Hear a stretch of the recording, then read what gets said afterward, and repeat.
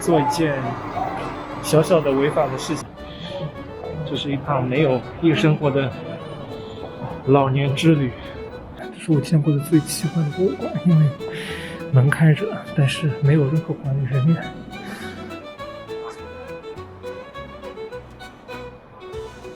封城还没有结束，但是我今天要做一件小小的违法的事情，就是离开斯特拉斯堡去旅行。第一站要去瑞士换车，然后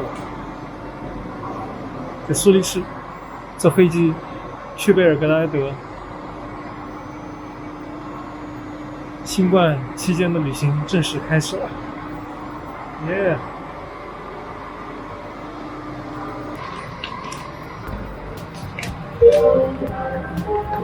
哦，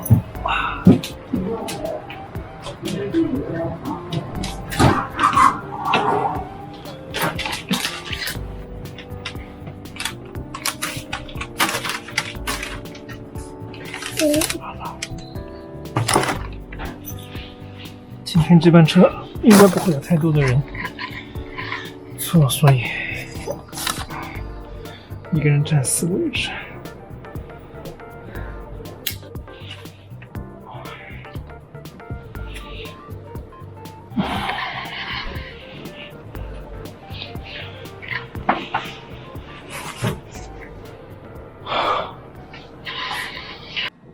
我现在在瑞士巴塞尔，等着转车去苏黎世。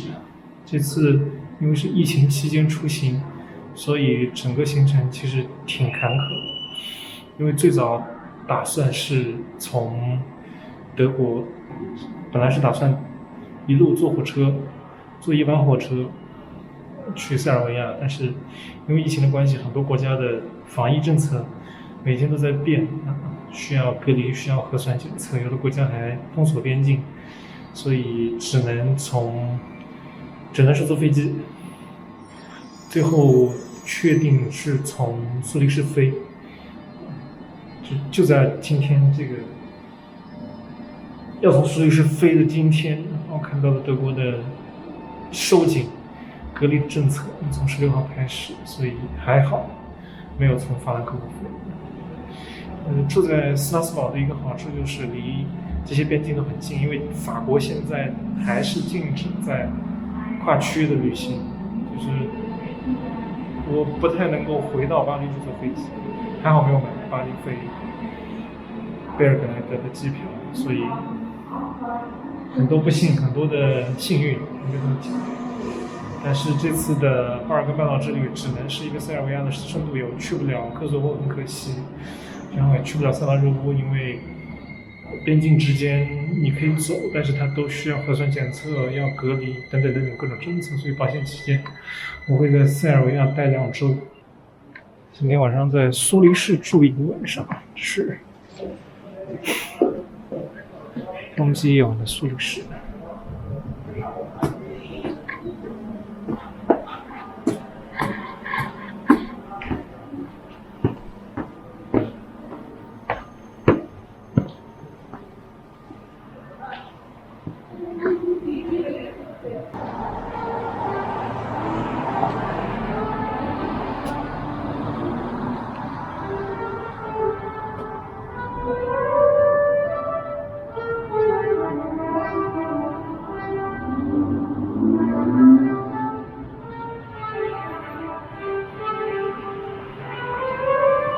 苏黎世机场，现在是早上8点半，外面一片大雾，等着登机飞向贝尔格莱德。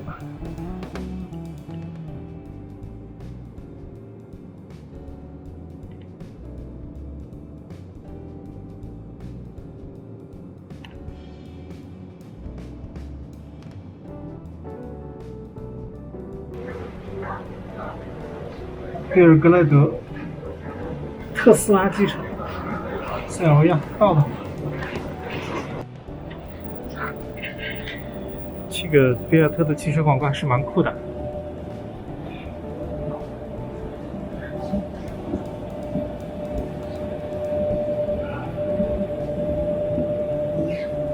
走你！现在是周二的早上，我8点多就起来了。因为疫情的关系，所有的商店、酒吧、餐厅都要在下午5点关门，所以这是一趟没有夜生活的老年之旅。早睡早起，身体好。东欧的冬天总是这么阴沉沉、灰蒙蒙的。去波兰、去匈牙利的时候也是这个样子。没有太阳的日子有点压抑啊。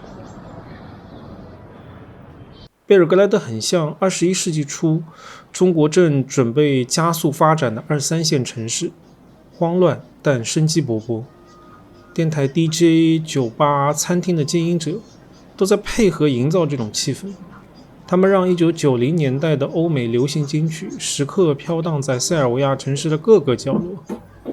这种气氛和拉达派汽车以及前共产主义时代遗留下来的巨大建筑一起，带我们这些旅人体验了一次感官上的时间之旅。找了一家贝尔格莱德的barbershop，处理一下我的头发，很久没剪头了。barbershop是专门给男士贴头的理发店。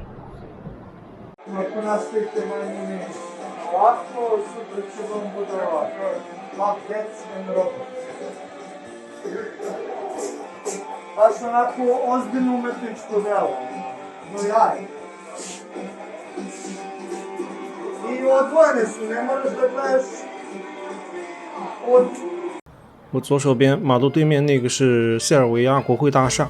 塞尔维亚国会大厦是贝尔格莱德的地标之一，在1938年至2006年期间，这里曾是南斯拉夫国会以及塞尔维亚和黑山国会的办公地点。塞尔维亚国会大厦是一座新巴洛克式建筑。贝尔格莱德圣马克教堂是一座塞尔维亚式的正教会教堂，教堂位于塞尔维亚国会大厦附近的公园内。教堂看起来气势辉煌，实际上修建于1931年至1940年期间，是比较新的一座教堂。1918年，一战结束，奥匈帝国战败，塞尔维亚复国。到年底，塞尔维亚正式吞并邻国黑山，以及由原奥匈帝国所管辖的斯洛文尼亚、克罗地亚、波斯尼亚、弗伊夫丁纳，成立了塞尔维亚人、克罗地亚人和斯洛文尼亚人王国，随后更名为南斯拉夫王国。直到1941年4月，轴心国侵入南斯拉夫，这是塞尔维亚近现代史上最为辉煌的时期，所以国会大厦、圣马可教堂等现在的地标建筑都是在这个时期建设或者最后完工的。教堂里面是非常标准的东正教堂的装饰，造像也都是东正教风格的。老人们念念不忘的那个国家叫做南斯拉夫，无论是2战以前的南斯拉夫王国，还是2战以后的南斯拉夫社会主义联邦共和国。从这个售票的地方买了票以后出来，然后可以看3个馆，所以第一个馆先是去看铁头的墓，叫做 House of Flowers 花房。南斯拉夫社会主义联邦共和国的绝对领导者叫铁托，他去世之后和夫人被安葬在贝尔格莱德近郊的一处高地上。我去的时候没有什么参观者，那个地方看起来冷冷清清的。这个就是铁托元帅了。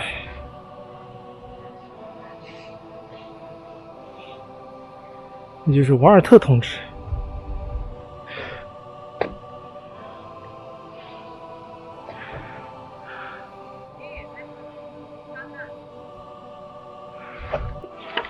虽然那个时候叫南斯拉夫社会主义加盟共和国，但是铁托走了一条不亲丝的路线。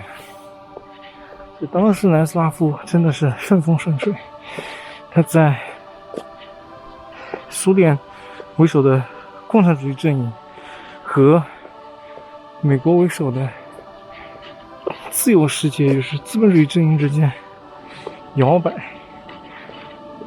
两边都不靠，这两边都不敌对。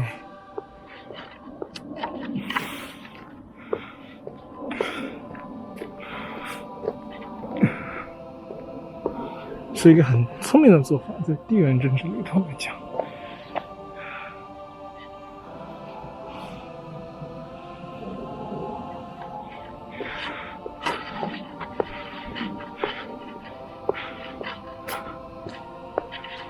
啊，这个就是铁头的墓地了。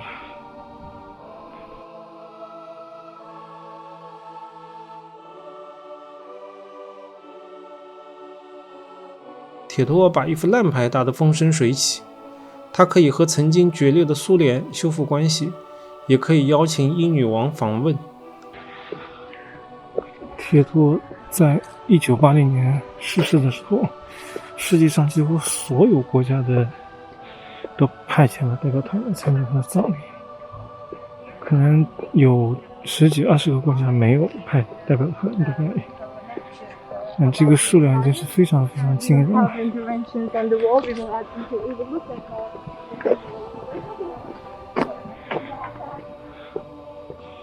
所以，作为一个不结盟运动的奠基人和一个在东西方阵营当中行走的这样的一个国家领袖，包括是一个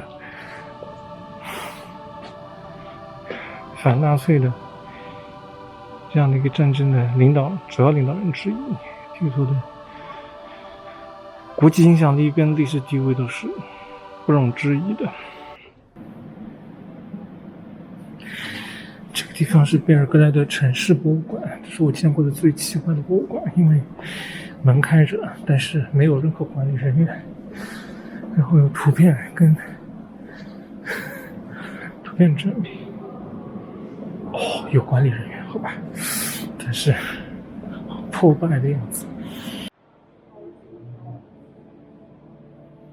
这个博物馆的前身是军事学院大楼，这附近以前是国防部总参谋部大楼，所以这片区域在1999年北约轰炸南联盟期间是核心打击区域。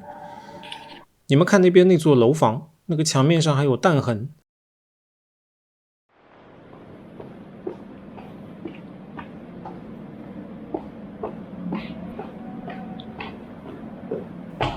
这是贝尔格莱德城市博物馆里的科索沃战争图片展，展览以图片和文字为主。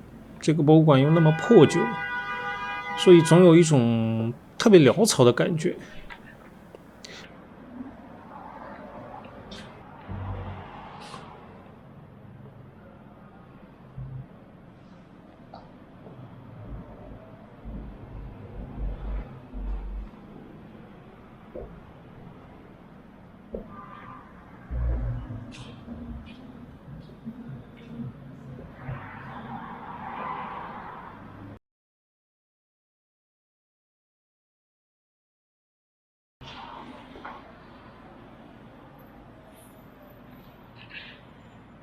城市博物馆目前是暂停营业的状态，大规模的新馆修建工作预计会在今年完成。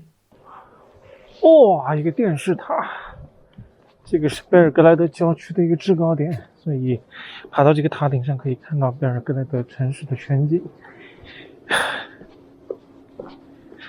上去看看吧。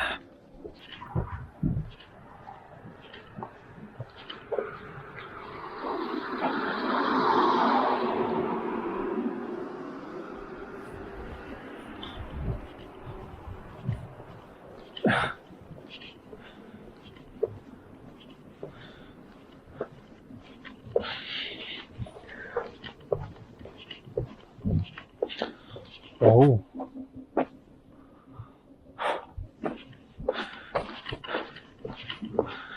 Oh my god.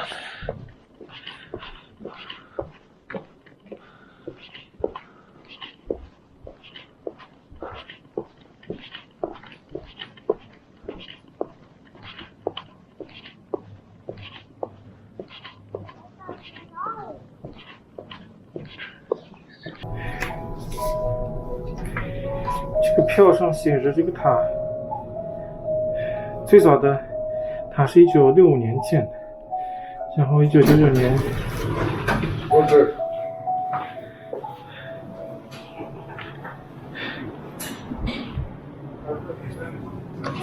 1999年北约轰炸的时候把旧的塔给炸掉了。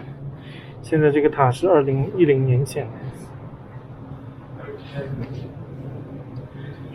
的，204.68米。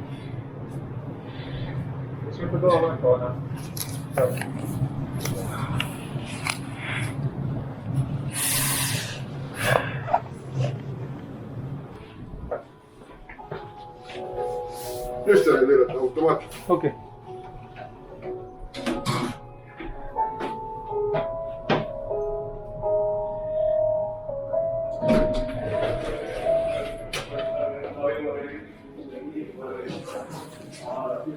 哇，舒服多了啊 ！OK。